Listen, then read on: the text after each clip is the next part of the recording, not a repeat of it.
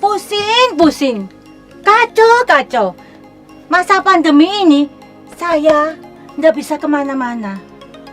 Usaha sepi. Gimana caranya? Iya ya C, sama C. Aku sendiri juga gitu.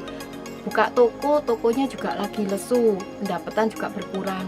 Terus sedangkan kita juga harus keluarkan biaya untuk gaji bulanan, pegawai. Terus baik itu buat pengeluaran untuk anak-anak. Gimana ya ini caranya ya C ya? Udah, nggak usah pusing. Yuk, kita akan melihat channel di YouTube AJPF. Ada talk show loh. Menarik lagi. Apa itu? Bagaimana dengan tema bagaimana pengusaha Kristen tetap eksis di masa pandemik. Coba. Ayo. Coba ini ya. Mana. Kok butuh? Nih.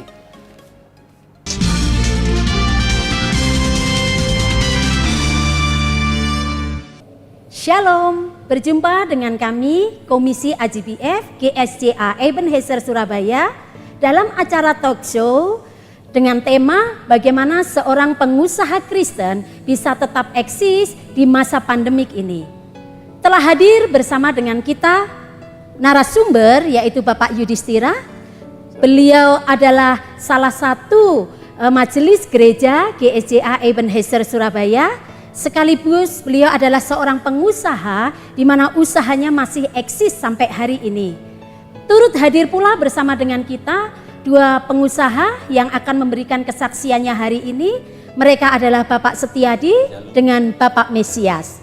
Selamat datang Pak, bagaimana kabarnya hari ini? Puji Tuhan.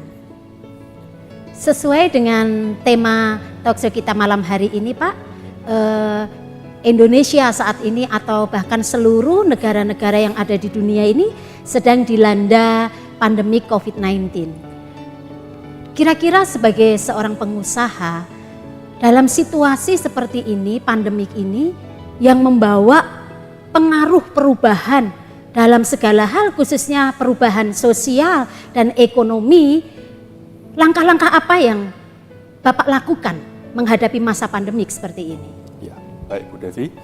Jadi kalau pertanyaan Bu Devi itu langkah apa yang terpenting yang harus pengusaha Kristen ambil pada saat krisis seperti ini? Ada dua Bu Devi. Yang pertama adalah jaga iman kita dengan benar di hadapan Tuhan. Dan yang kedua, jaga kesehatan juga dengan benar. Itu dua langkah yang paling penting. Jaga iman yang seperti apa ya Pak ya? Ini Bu Devi, ada sebagian dari kita itu yang salah dalam mempersepsikan tentang iman. Iman itu bukan berarti pasrah. Contohnya begini Bu Devi, misalkan ya, saya pengusaha dengan memiliki iman yang pasrah ya. Kondisinya seperti sekarang ini banyak orang bangkrut, saya sendiri juga jatuh, sudah mau PHK karyawan ya udah PHK aja lah, kan memang ini kehendak Tuhan. Iman nggak seperti itu Bu Devi? Berarti nggak boleh pasrah dengan keadaan ya Pak ya? Tetapi juga bukan berarti iman itu sebaliknya bahwa kita memaksakan kehendak, itu juga nggak benar juga. Berbicara tentang memaksakan kehendak Pak, nggak bisa memaksakan kehendak sekalipun mungkin menurut kita tanda kutip kehendak itu baik. Nggak bisa ya Pak ya memaksakan ya? Jadi begini, pemaparannya begini Bu Devi.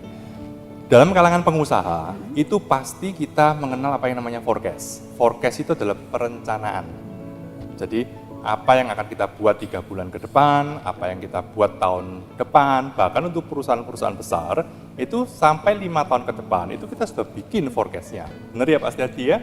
Pak Mesias betul kan? Ya. Nah, apabila kita sebagai pengusaha Kristen itu terpaku dalam hal forecast, apabila sampai apa yang kita rancangkan, kita rencanakan ternyata gagal, lalu kita menyalahkan Tuhan, itu salah. Tidak bisa seperti itu. Dan pada posisi seperti sekarang ini, hampir seluruh pengusaha pasti perencanaannya kacau terkena dampak krisis ini, Bu Devi. Ya, seperti itu. Kemudian kalau masalah kesehatan Pak, menjaga kesehatan di masa pandemi seperti ini sejauh mana kita harus menjaga kesehatan gitu? Nah, begini Bu Devi. Menjaga kesehatan itu kenapa saya bilang satu di antara dua langkah yang paling penting. Karena pengusaha, terutama pengusaha yang middle low, itu biasanya dia sebagai owner, dia juga berfungsi sebagai pengambil keputusan, making decision. Nah, apabila dia seorang owner dan dia seorang pengambil keputusan, bisa dibayangkan kan kalau misalkan sampai dianya sakit, apa yang terjadi dengan perusahaannya? Ya, ya. Pasti juga ikut berhenti. Apa yang terjadi dengan nasib karyawannya? PHK, seperti tadi Bu Devi bilang, ya kan banyak yang di PHK, banyak yang sampai terpuruk, ya seperti itu. Jadi kesehatan itu sangat penting, tetapi ada satu note yang harus saya sampaikan Bu Devi, bahwa kita dalam menjaga kesehatan, itu jangan sampai kita seperti orang yang nggak punya iman. Takutnya luar biasa. Saya melihat beberapa kasus ya, ini ada salah satu orang tua teman saya sendiri, bukan orang GSIA, bukan. Dia saking takutnya tidak berani keluar dari rumah mulai dari bulan 2 sampai dengan bulan 7. Semua disterilkan. Sampai-sampai dia dibelikan sama anaknya, teman saya ini ya, ultraviolet. Jadi kalau ada kiriman-kiriman barang online itu di ultraviolet. Yang terjadi Bu Devi, barusan sekitar 3 minggu yang lalu, meninggal. Terkena COVID. Ini orang tuanya ini ya. Itu berarti menjaga kesehatan dengan beriman itu mesti bareng Ya, sama-sama mesti ya balance. Pak ya. Jadi gini, kita jangan sampai seperti orang nggak punya iman. Ya. Kan kita tahu ya bahwa hidup itu untuk Kristus, mati adalah keuntungan. Tapi kena corona aja sembunyinya takutnya luar biasa Bu Devi ya kan. Nah, tapi juga jangan sebaliknya. Oh, saya punya Tuhan Yesus yang luar biasa, maka saya ngawur hidup saya. Nggak bisa seperti itu Bu Devi. Nggak boleh sembrono Ya. juga ya Pak ya. Kita harus balance. Contohnya kayak kita ya. Kita masih keluar ini Bu Devi, kita ke gereja, kita bikin talk show ya kan. Kita nggak takut ya kan, tapi kita juga nggak ngawur. Ya. Saya duduknya sama Bu Devi, lihat jaraknya 1,5 meter. Saya dengan Pak Astiaji, Pak Mesias juga 1,5 meter. Ya ini yang disebut bahwa kita jaga kesehatan dengan baik dan benar Bu Devi. Demikianlah Bapak Ibu, 2 langkah yang diberikan narasumber pada hari ini untuk menghadapi masa pandemik. 1, tetap jaga iman, yang kedua jaga kesehatan. Bapak Ibu terus ikuti tayangan ini karena di akhir acara akan ada kuis dengan hadiah 1 buah oven.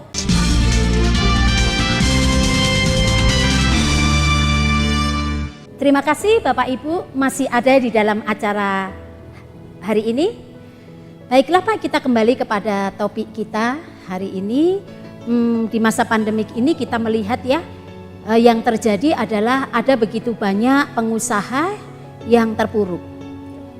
Sehingga mereka harus melakukan tindakan-tindakan seperti misalnya memotong gaji karyawan, bahkan lebih ekstrimnya lagi mereka harus mem-PHK karyawan. Ini bagaimana ya, sebagai seorang pengusaha Kristen, kira-kira strategi apa yang Bapak ambil supaya dapat menghindari hal demikian terjadi? Ya. Baik Bu Devi, terima kasih atas pertanyaannya. Jadi begini Bu Devi, sebetulnya prinsipnya pengusaha itu so simple sekali. Bagaimana caranya kita memutar uang dari Rp1.000 menjadi Rp3.000, dari Rp3.000 menjadi Rp1.000.000 ya Pak Setiadi ya, Pak Mesias ya. Kalau Pak Setiadi, Pak Mesias ini bagaimana memutar 1 juta jadi 1 miliar itu sudah, ya kan? Oh, tawanya aja sumringah. Nah, iya, Berarti ini cuannya ini sudah profitnya itu miliaran udah, ya kan? Jadi begitu. Ada sebuah semboyan yang mengatakan bahwa cash is the king. Tetapi pada saat kondisi seperti sekarang, itu sudah bukan cash is the king Bu Devi, tetapi cash flow is the Caesar. Cash flow in the season apa itu Bapak bisa Gini, menjelaskan? cash mungkin? flow itu adalah perputaran arus uang. Jadi bagaimana kita seninya untuk membalanskan ya, membalanskan antara hutang, piutang, stok pengadaan dan lain sebagainya. Nah, ini sebuah seni tersendiri dan tiap pengusaha harus memiliki seni ini. Dan ini adalah yang paling utama. Karena apa? Pada saat krisis seperti ini, hal ini adalah tidak bisa ditawar-tawar lagi. Kalau sampai kita kehabisan cash, ya kan, maka cash flow pun tidak akan bisa mengalir. Yang kedua, Bu Devi, kita sebagai pengusaha harus bisa berpikir out of the box. Nah, mengapa harus berpikir out of the box? Ya, begini Bu Devi, kalau di kalangan kita sebagai anak Tuhan, kita seringkali mendengar minta hikmat Tuhan. Nah, di setiap keadaan, jangankan krisis ya, itu pasti ada yang namanya sektor-sektor bisnis yang menurun dan ada sektor bisnis yang naik. Tetapi biasanya kalau krisis seperti ini, sektor-sektor bisnis yang terdampak menurunnya tajam. Tetapi ada sektor bisnis yang naiknya juga tajam. Nah, begini, kita bisa lihat aja, kalau tidak krisis, itu sektor yang menurun itu biasanya tidak terlalu drastis. Biasanya dengan berjalannya waktu. Contoh aja, satu contoh biar ya. Zaman dulu sebelum ditemukannya mobil, itu bisnis yang melibatkan tentang tahu pedati ya. Nah, angkutan itu ya, orang yang bikin roda, bikin cemetinya dan lain sebagainya, itu adalah bisnis yang bagus Bu Devi. Tetapi setelah ditemukannya mobil, truk dan lain sebagainya, lambat laun, saya bilang lambat laun, maka bisnis itu akan meredup. Tetapi pada saat krisis, sektor-sektor bisnis yang terdampak itu cepat sekali turunnya. Contoh aja, pada saat sekarang ini corona, maka orang dihalau untuk tidak saling berdekatan. Juga dilarang untuk bepergian. Kayak banyak saudara kita, BPH kita, IGBF kan biasanya dalam 1 tahun bisa berapa kali ke luar negeri ya. Ini bos-bos ini biasanya melanglang buana entah kemana aja ini ya kan. Nah, tapi sekarang anteng mereka Bu Devi di Surabaya terus ini ya. Jaga rumah terus ini sekarang ya kan. Nah, dengan demikian kita tahu, langsung kita sebagai pebisnis tahu bahwa yang terdampak paling utama adalah bisnis transportasi. Penerbangan dan lain sebagainya. Efek dominonya kemana? Bisnis pariwisata, bisnis travel, bisnis perhotelan, jatuh semua, tentunya terpuruk. Nah, sekarang anak sekolah tidak boleh tatap muka, harus live streaming. Bisnis apa yang jatuh? Alat tulis.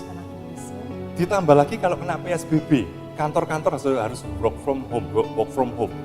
Yang terjadi apa? Alat tulis juga. Nah, seperti itu. Terus tidak boleh ada pertemuan-pertemuan para sosialita dulu ya, ibu-ibu ya, para istri-istri yang senangannya arisan. Oh ini arisan. Yang suka arisan Pak Setiadi atau istri? Nah, istri. Oh istri ya. Ya. Karena suka arisan, suka sosialita, maka orang bisnis garment itu laku keras. Terus ada lagi yang namanya bisnis yang seperti make up artis, itu juga lakukan keras. Tapi pada saat ini, bisnis mereka meredup tentunya. Nah, jadi kita harus berpikir out of the box. Nah, itu satu sisi ya. Di sisi yang lain, ada bisnis-bisnis yang tidak pernah kita pikirkan, tidak pernah kita pandang sebelah mata sebelumnya. Tetapi karena krisis ini menjadi bisnis yang sangat-sangat bagaikan tambang emas. Saya kasih contoh. Contohnya ya Pak ya. Saya kasih contoh Bu Devi ya. Misalkan, nggak usah jauh-jauh, tahun 2019 bulan Desember, Bu Devi jalan-jalan ke mall, ke Galaxy Mall, Bu Devi pakai masker ya, pakai face shield, pakai sarung tangan, atau bila perlu pakai baju APD. Terus kelihatan ketemu sama Pak Setiadi sama Pak Mesias, kira-kira gimana? Di video, di viral. Oh, diviralkan ya? Diviralkan ya Pak. Diviralkan ya? Iya. Ini ada orang edan. Hah? Tapi yang terjadi saat ini hanya hitungan bulan Bu Devi, gara-gara krisis. Saya sering ke mall, saya lihat kalau pakai masker sudah 100% lah bisa dikatakan ya, pakai face shield banyak. Bahkan saya lihat pakai sarung tangan ada 1-2 yang pakai APD Bu Devi sampean. Nah, jadi bisnis yang membuat masker, membuat face shield itu luar biasa sekali Bu Devi. Itu kenapa? Makanya kenapa harus bisa out of the box. Saya punya satu cerita nih Bu Devi. Saya punya teman baik. Dia punya 2 buah bisnis yang alirannya berbeda ya. Yang satu itu dia bisnis resto and cafe. Saya nggak sebutkan namanya ya karena saya belum minta izin dia untuk disaksikan karena ini kan multimedia. Nah, bisnis restonya dia terpuruk. Akhirnya sampai tutup saat ini, tutup. Bisnisnya dia yang kedua adalah bisnis garment. Terpuruk juga. Tetapi dia sebagai seorang pengusaha yang berpikir out of the box, Bu Devi. Saat ini dia mengalihkan bisnis garmentnya.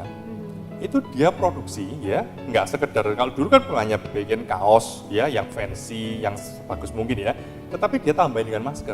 Jadi misalkan kalau kaosnya itu ada gambarnya Mickey Mouse, maskernya juga ada gambar Mickey Mouse dan itu tetap laku sampai saat ini. Terus dia juga memanfaatkan daripada kebijakan-kebijakan pemerintah, di mana pemerintah kan menggelontorkan APBN untuk kesehatan besar sekali Bu Devi. Iya, betul. Dia produksi baju APD. Nah, terus juga dia saat ini mengambil momen peluang yang sangat bagus saat ini Bu Devi dalam 2 bulan ini yang berhubungan dengan sepeda Bu Devi. Aduh, itu luar biasa, semua jadi uang Bu Devi. Suka ya. Ya, apapun yang berhubungan dengan sepeda itu jadi uang. Dan teman saya ini bikin jersey itu seragamnya orang sepedaan.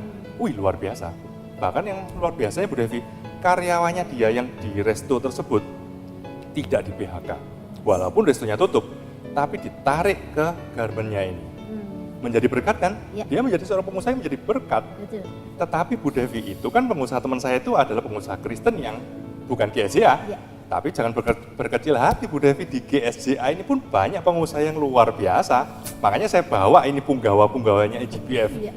Jenderal-jenderalnya IGBF ini bisnisnya juga luar biasa. Sampai detik ini mereka survive dan berkembang.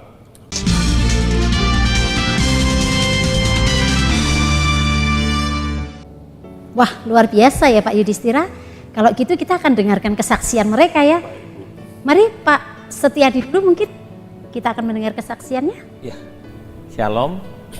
Ya, dalam masa pandemi ini kebetulan juga dari pemerintahan itu di bidang usaha saya masih belum ada kayak PSBB, penutupan atau apa. Cuma memang ada kendala di dalam masa pandemi ini.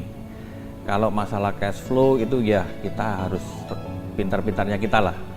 Kita ya potong hal-hal yang tidak perlu, jadi segala kebijakan yang tidak perlu kita potong apa adanya, jadi sehingga kita bisa memperpanjang usaha dan juga untuk pembayaran gaji pegawai dan juga bulanan, biaya-biaya bulanan serta ataupun cicilan-cicilan yang ada.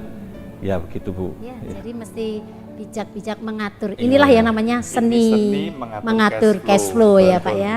Oke. Puji Tuhan ya Pak ya bisa mengaturnya dengan baik. Sangat menarik tadi kesaksian dari Bapak Setiadi. Lalu bagaimana dengan Pak Mesias? Mungkin bisa memberikan kesaksiannya tentang usaha di masa pandemik ini. Saya saat ini lebih fokus ke dua hal. Yang pertama fokus untuk melebarkan sayap. Maksudnya seperti gini. Daerah-daerah yang sebelumnya belum tersentuh, yang belum jadi customer kita tawarin. Kita cari customer baru. Yang kedua, kita fokus untuk memperbanyak item dengan item-item yang sekarang lagi booming, yang lagi dibutuhkan, seperti bercocok tanam, bersepeda. Dengan item-item yang lagi booming ini, itu bisa menutupi item-item yang lama yang omsetnya menurun. Jadi keseluruhan omsetnya relatif stabil dengan item-item yang baru ini. Dibutuhkan pengusaha yang jeli melihat peluang dan segera menangkapnya, betul, begitu ya Pak betul, ya? Bu Devi.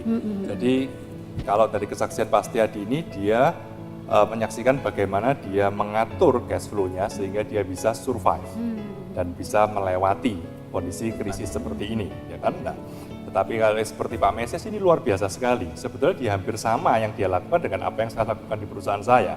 Jadi dia melebarkan sayap ke kiri dan ke kanan, ya kan? Dan kalau kena dampak, pasti semua pengusaha pasti akan kena dampaknya, betul kan Pak Mesias ya? Tetapi kita, seperti tadi yang saya sampaikan, bahwa kita harus berpikir out of the box.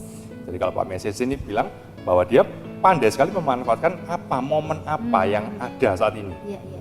Bersepeda ya, kira-kira jualan apa Pak Mesias? Sepeda? Jualan sepedanya ya.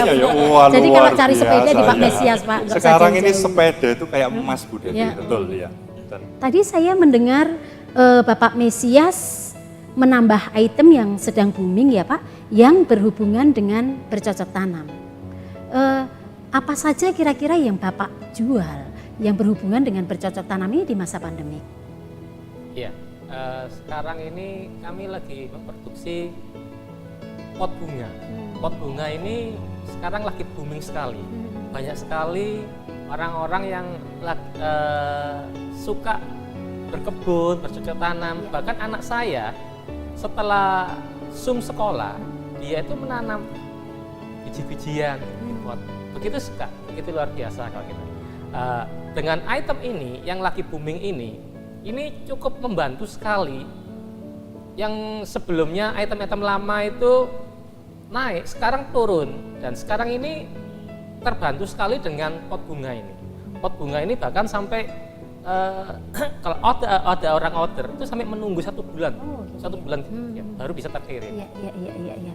Luar biasa ya Pak ya. Iya. Jadi bisa membuat stabil kembali ya. Iya, Puji jadi kalau Tuhan. keseluruhan omset dikatakan relatif stabil karena ada yang menutupi Iya. item-item yang baru Iya, ini. puji Tuhan.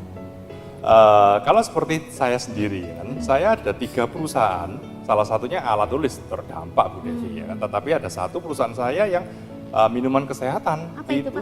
Sinom. Oh, Sinom. Nah, Sinom dan Jasem itu yang bagus sekali. Nah, sebelum kondisi corona, pangsa pasar saya cuma Surabaya. Jadi hanya fokusnya di Surabaya.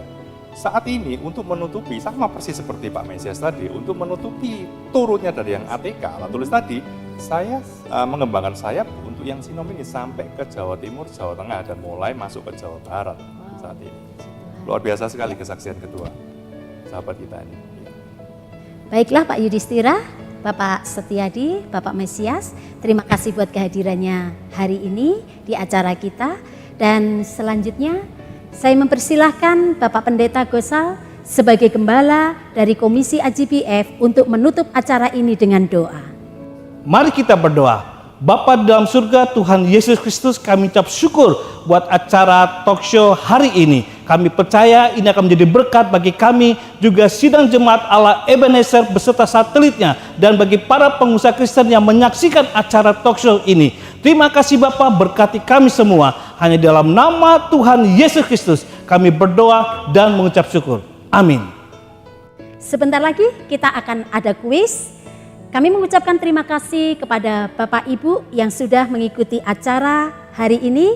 Kiranya acara ini bisa menjadi berkat seperti moto kami AJBF, diberkati untuk menjadi berkat. Sampai bertemu kami kembali di acara selanjutnya. Tuhan Yesus memberkati.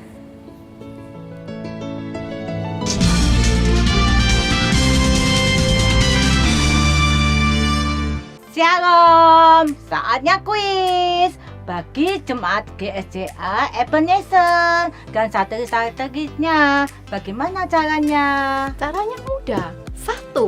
Jawablah 5 pertanyaan dengan benar. Pertanyaan bisa dilihat di Instagram AJBF. 2. Ketik dan kirim jawaban ke Instagram AJBF dengan hashtag kuis talk show. 3. Durasi pengiriman jawaban kami tunggu 1 kali 24 jam dari sekarang. Pemenangnya adalah mereka yang paling cepat mengirimkan jawaban dan tepat. Pemenang akan diumumkan besok di Instagram AJBF dan akan mendapatkan 1 buah offer. Wow, follow Instagram AJBF. Tuhan Yesus memberkati.